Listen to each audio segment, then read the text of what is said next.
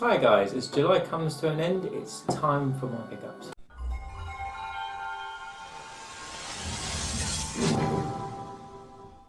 Okay, so this month has been, a pretty decent month. Got in contact with an old friend on one of the Facebook groups because he was selling some of his bits, and I managed to pick up the Cassandra Assassin's Creed Odyssey figure. Really good bloke, all in like top condition. He only charged me £25 for it, so I was really happy to get that. It's been one of the figures I've really wanted because it kind of looks good on the end of like a top corner of a bookshelf or something, just looking down ready to attack. And I bought some other games. First of all, a game that I played I no longer actually have the case for anymore, and that is The Last of Us 2. And I did enjoy the first Last of Us game. I felt it got really monotonous near the end, and I was really disappointed by the fact that you didn't actually have any choice near the ending whatsoever. So let's say the first game's like a 6 or 7 for me. However, the second game was kind of strange. I wasn't expecting to play it. I saw the trailers and I thought, nah, I'm not really bothered by it. Then, as everyone knows, we all saw the controversy on the internet. You know, it's like, oh my god, this is happening, that's happening, this happens early, that doesn't happen. And I saw a few bits and I'm just like, well, we'll see. I mean, some of the decisions I wasn't happy about, but going into the game itself, my friend ended up basically selling his, it's really strange, he was selling his PS4 Pro with The Last of Us 2. And it was really weird because the PS4 Pro he was selling used to be mine that I sold to him. Because sort of my plan was always to sell the PS4 earlier, so I got funds towards the PS5 when it comes out. But now that the PS5, isn't going to be fully backwards compatible and stuff like that, last month I managed to get like a really cheap PS4 Slim.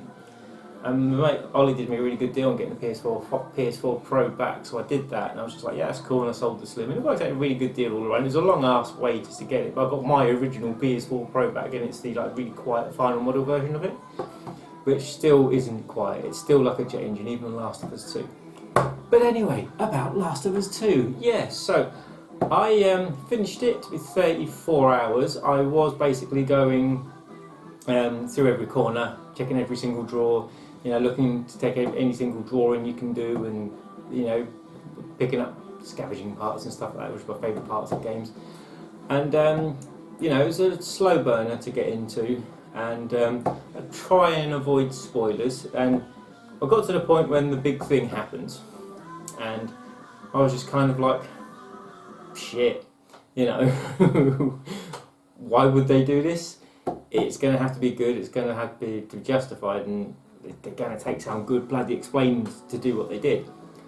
And so, the game pans out, and then you get to a point where, you've done all the areas, you've got to get to, you're looking to find if the old people that did the hospital were still alive, you head off in search of this person, after not really getting on with people at the home camp. But people at the home camp end up coming with you anyway. So you do all the side stuff, you do bits to open gates, get unlock codes, you fight some other factions of people, then you even join a faction of people for a little while, which is pretty cool.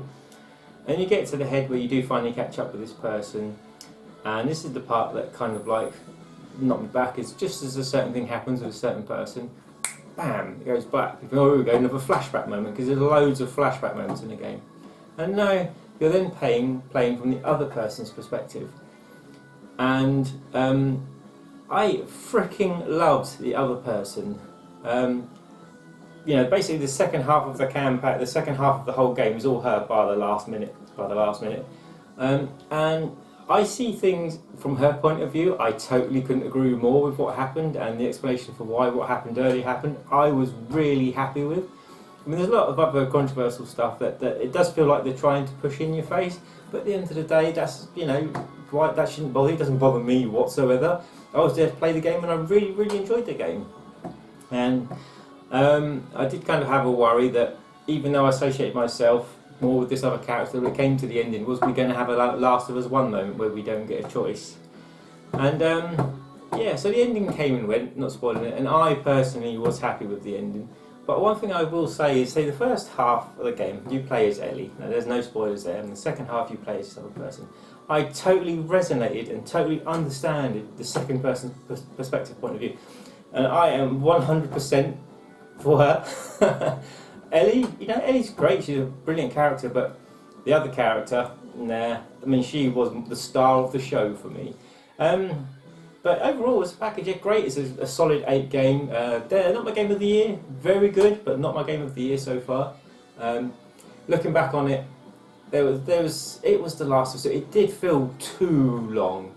Now, everyone was saying it's way too long, and I'm supposed if I cut all the scavenging out, I could probably cut 7 or 8 hours off it, I reckon. But no, I'm fine with it. It kind of also made me feel that when a certain point happened in the game, maybe the other half was already going to be a different game, like 2.5 or 3 in the future. But then like, oh shit, PS5 is coming. Let's finish them, bundle them in one game and get them released. But no, pretty solid, really long game, and I say it is a solid 8 for me, and I did thoroughly enjoy it. But my perspective is definitely for the second half, the second person, and I just really enjoyed it. No issues. Combat was pretty shit, which I had with the first one as well. But no, I thoroughly enjoyed The Last of Us 2, and yeah, I'd highly recommend you playing it. Go in with an open mind. But yeah, it's really, really, really, really good. And yeah, so on to other stuff. I went into CX and picked up a 1GB PSP memory card for, I don't remember if it's 50p or £1, but you can never have too many PSP memory cards. My PSP now seems like it's have a dead mouse and it's squeak when it tries to play something, and irritating, so I might have to get a new one of them. Playing through the Resistance games at the moment, and really enjoying it. Done 1 and done number 2, and I'm about to start number 3, and I had the PSP Vita version as well. Now I never knew, the PS Vita, I never knew the game came out on PSP. So I went online and bought it. I picked this up for £2.70 postage. I picked this up for, and I tried to play it. I put it on to have a go, and the PSP, it kills me. It's an awful machine for first-person games. I was talking to my buddy Tony, who you all know if you watch the other channel, No Tea No Crumpets, Just Games. And I couldn't agree more with him. We was talking about it. We were saying, well, he was saying, especially the best thing about the PSP is play it on emulator, PSP games. So play it on emulator. You get better anti-aliasing and you control better. And while I did give this a go, the squeakiness was irritating, but I did really want to play it. But the way the PSP plays its stupid little analog and stuff like it did. I mean, I'll give the PSP its due. It's good for certain games, but when it comes to other games, nah, especially this, no, shucks. I will play this via emulator. I mean, I could actually go on my PSP TV and, my PS Vita TV, or even my PS Vita and download it, but I think like £9 for a PSP game is still really expensive these days. So I didn't, I will play this. I mean, I've got it, and the second-hand PSP market is ridiculously cheap. I mean, there's a few games that are worth loads of money, and if you think when I'm done with PSP and I want to sell out and get like a big machine to emulate everything, then you ain't really got a chance because nothing's worth anything. But anyway, it's added to the collection, didn't know it existed, happy to have it, but I won't be playing with PSP. And my last PlayStation style pickup this month is finally Harira, brand new game. Horizon Zero Dawn Complete Edition. So I picked this up off my good buddy Anthony for £5. Basically, he was selling off his PlayStation 4 to fund beefing up his PC, so the new motherboard, graphics card, and stuff like that. And this is one of the pickups. This is only £5. I was really, really happy with it. I played the unexpanded version of it to absolute death. I freaking loved this game, and I'm really, really, really excited to go to the new area. I shall probably hold off a bit because what's got me excited for this game again, as you can probably imagine, is the sequel coming out for PS5, and that looks really good. I most definitely want to play that to death. That looks so good, but I imagine that's going to be a long, long way off.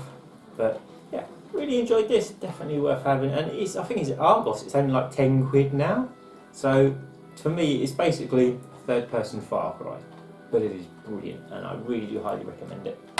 The next up is okay, so I played this game originally on the original Xbox, and I was kind of like, meh, it's alright.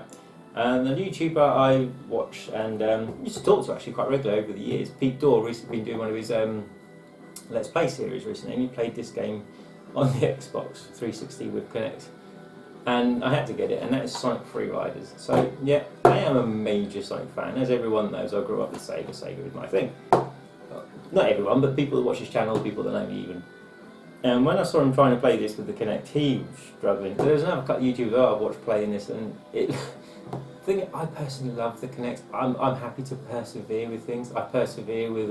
I completed the Fable Journey, I think it's called, and I loved it. I mean, you have to like quite regularly, resync it or whatever it's called. But I was happy to do it. It's only like a couple of seconds, and I've played through that. But this involves a lot of leaning and standing up, and I never played it much on the original Xbox. I got quite bored. But I picked this up from, oh my god, Music Magpie, who was doing it for £3.20 posted. So yeah, really happy to get that, and looking forward to playing it. Basically, on Facebook, on a local group, a person was selling off Xbox One games. She got an Xbox One, but she was getting a bundle with loads of new games, and she wasn't really interested in the games. So I messaged about these two games, and I got the next two games, both of them, for £23. So that's £11.50 picked up. It's only like a 5-mile drive, so I was happy with that. The first one is Just Dance 2020. I love the Just Dance games. And if you watch our channel, my buddy Troy, he actually likes the Just Dance games as well. He's actually borrowing my other Just Dance game off me at the moment. Now I actually don't have the disc for this at the moment, because this is in my daughter's Xbox. And we know she's playing it, because it does feel like the ceiling's going to fall in. But yeah, I find it a great way to get fit, and the fact that it's got a Skibbity-Wap-Bow by Little Big on it is really cool, and I love that song. And it's just fun, it's great, especially when you get all your mates round and have some beers, have a party. This is a good game to play. I absolutely love all of my Lego games on the Xbox One. I find them the most relaxing games to play. I mean, I got Marvel Superheroes 2 last month, and I paid £11.50, say half it for this one this month, and that is DC Super Villains Deluxe Edition, which comes with the season pass and a super villain and a Lego figure of Lex Luthor. Lex Luthor in his it's like a semi-Superman outfit. But yeah, so the brand new sealed, that was brand new and sealed as well. And yeah, £11.50. I love these games. You can just put them on, and before you know it, 3 or 4 hours is gone, and there's no hassle. Working things out is really easy. So yeah, I did try. I want to actually play through all of the Lego games on the Xbox One. I've got quite a few of them, but I do need to get me. I think it's Lego Lord of the Rings. I got it on the 360, but I think it's the Xbox One version. I need to get me the Incredibles Lego game, and then when it comes out, the Star Wars game. But yeah, really happy to get that. The next one is a £25 pickup. Now this was a 6-mile drive to get this one, and it's quite funny because I had to pick it up in this town where, when I went to the bloke's house, he was kind of like, he gave me his address and his postcode, so I went there and turned up and said, yeah, I'm at the door, I'm pressing the buzzer, I'm getting no answer, and he goes, oh, you're at the wrong building. So I'm like, well, I'm at the name of the building and all that, and I'm at the address you give me. He messaged me and he says, yeah, he says it's stupid. There's 2 buildings the exact same name, and the numbers start from 1 to 8, and they're next to each other in the same road. Shouldn't one be building left or building right or something? I couldn't remember. I was like, why is there no different name? He said, no, we always get the wrong mail, and it's the same postcode. So that was how. So anyway, he came downstairs and he brought the game out to me, which was Call of Duty Modern Warfare. I've been waiting forever to play this now. I'm not much of an online player unless it's something like Halo or a good co-op game, but I've heard really good things about this. My buddy Jack, who I work, says the single player campaign is amazing, and he loves his single player campaigns and Call of Duty games, and me too. So I look forward to getting my teeth in this one soon. It's probably what I'm going to play after I finish Resistance 3. I have no interest in Warzone or going online. It's sort of the single players that do these for me, that make me enjoy the games.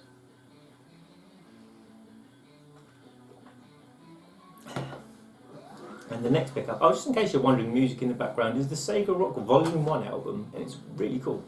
I have to play it via speakers. When you try and splice music into Cyberlink, it's either too quiet or too loud. No matter how long you spend, it's just never good. So surround sound system in the background. Hey, music for you.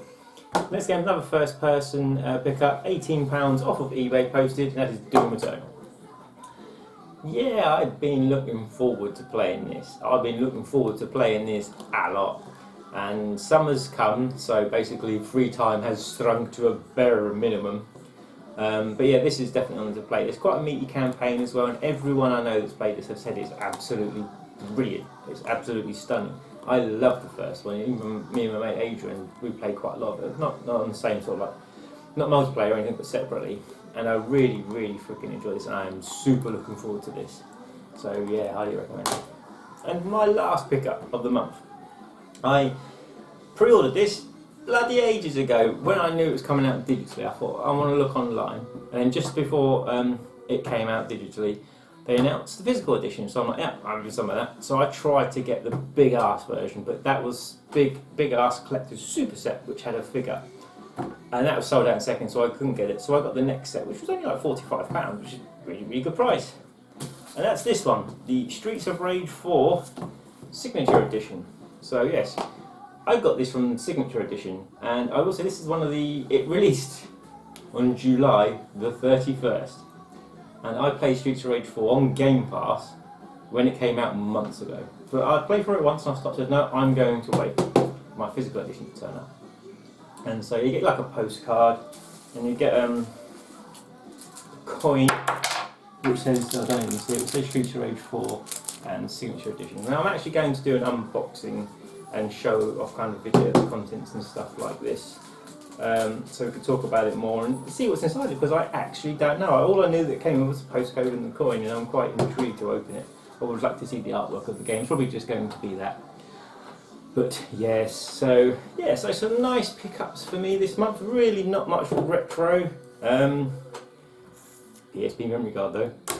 But yeah, this month, sorry, and yeah, I'm relatively happy. Now next month, next month I'm working through something at the moment is, yeah. But anyway guys, thanks for watching. If you haven't done it, please like and subscribe, or go see me on the Facebook group.